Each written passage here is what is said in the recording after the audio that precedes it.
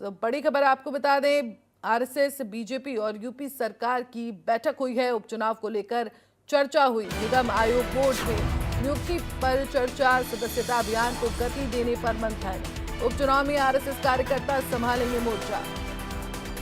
तो बड़ी खबर, जिस तरह से लगातार खबरें आ रही थी कि बीजेपी और आरएसएस के बीच में कुछ ठीक नहीं है, और इस बीच बैठक हुई है बीजेपी और आरएसएस की और यूपी सरकार की। उपचुनाव को लेकर चर्चा की गई। निगम आयोग बोर्ड में नियुक्ति पर चर्चा की गई। सदस्यता अभियान को गति देने पर मंथन हुआ। उपचुनाव में आरएसएस कार्यकर्ता मोर्चा संभालेंगे। बड़ी खबर, आरएसएस, बीजेपी और यूपी सरकार की हुई बैठक, और बैठक में उपचुनाव को लेकर चर्चा हुई, सूत्रों का कहना है। इसके अलावा निगम आयोग बोर्ड में नियुक्ति पर भी चर्चा की गई। सदस्यता अभियान को गति देने पर भी मंथन किया गया। उपचुनाव में आरएसएस कार्यकर्ता संभालेंगे मोर्चा।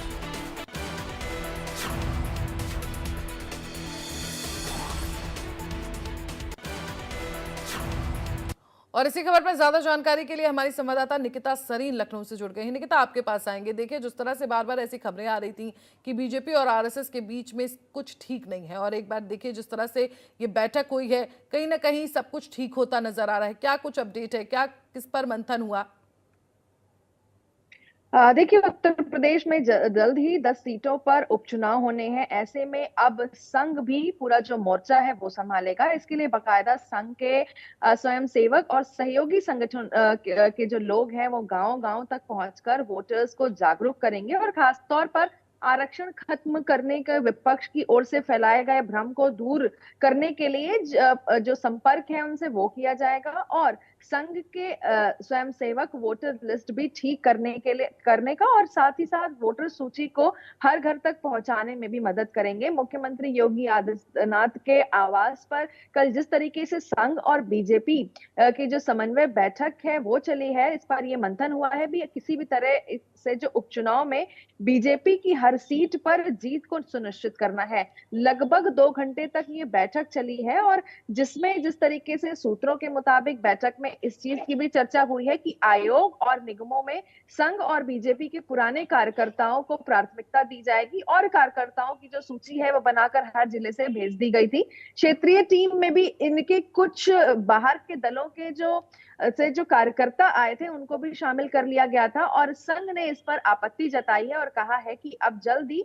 इस सूची को बदलकर पहले पुराने कार्यकर्ताओं के समायोजित को किया जाए, और इससे पहले संघ और बीजेपी के पुराने कार्यकर्ताओं को मौका दिया जाएगा, और इसके बाद बाहरी दलों से आए लोगों को लिया जाएगा। तो जिस तरीके से ये बैठक हुई है, बेहद अहम बैठक थी। इसको लेकर के अरुण कुमार भी लोकसभा चुनाव के बाद पहली बार आए थे मिलने के लिए, और दोनों डिप्टी सीएम मुख्यमंत्री योगी आदित्यनाथ की मौजूदगी थी इस बैठक में। साथ ही साथ स्टेट प्रेसिडेंट और धर्मपाल जी जो संगठन महामंत्री हैं वो मौजूद थे। अरुण कुमार मौजूद थे, सह सरकारवाह आरएसएस के। तो इन सभी के बीच में तमाम चीजों पर चर्चा हुई है। अब उपचुनाव को लेकर के भी जो रोड मैप है, मंथन है, वो तैयार किया जा रहा है, खासतौर पर आरएसएस के, क्योंकि भारतीय जनता पार्टी को हमेशा से बैकड्रॉप से सपोर्ट करती आई है, और यही एक वजह है कि सबका कोऑर्डिनेशन बना करके आगे बढ़ना है ताकि उपचुनाव में भारतीय जनता पार्टी फतेह हासिल कर सके।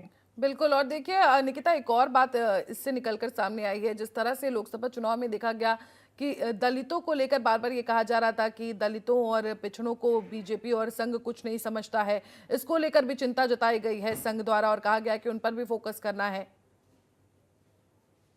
देखिए, विपक्ष ने प्योर नेगेटिविटी फैलाने का काम किया है। अगर ये वजह होती तो भारतीय जनता पार्टी अपने सदस्यता अभियान में इस बार यंगस्टर्स को फोकस नहीं करती, साफ तौर पर दलितों को फोकस नहीं करती, ओबीसी को फोकस नहीं करती। लेकिन इस बार दलित और ओबीसी को फोकस करते हुए भारतीय जनता पार्टी इस बार नए सदस्यों को चुनेंगी। उत्तर प्रदेश में लगभग 3 करोड़ का टारगेट सेट कर दिया है, और सारे फ्रेश फेस होंगे जिनका पहले से कोई पॉलिटिकल बैकग्राउंड नहीं होगा। तो खासतौर पर ये भी देखा जा रहा है कि भारतीय जनता पार्टी इस बार कोई चूक नहीं करना चाहती है, और सभी वर्ग के लोगों को साधते हुए काम करना चाह रही है, और यही एक वजह है कि एक कोऑर्डिनेशन बना के जिस तरीके से काम करना है, यही बताया गया है कल बैठक में भी। और साथ ही साथ जिस तरीके से भ्रमित किया गया था विपक्ष ने सरकार को, उनको भी किस तरीके से दूर करें, इन सभी मुद्दों पर बात हुई है, जिसको लेकर के खुद मुख्यमंत्री योगी आदित्यनाथ और दोनों डिप्टी सीएम भी इस बैठक में मौजूद रहे थे। और इस बार जो सदस्यता अभियान है भारतीय जनता पार्टी का, वो भी हमने देखा है।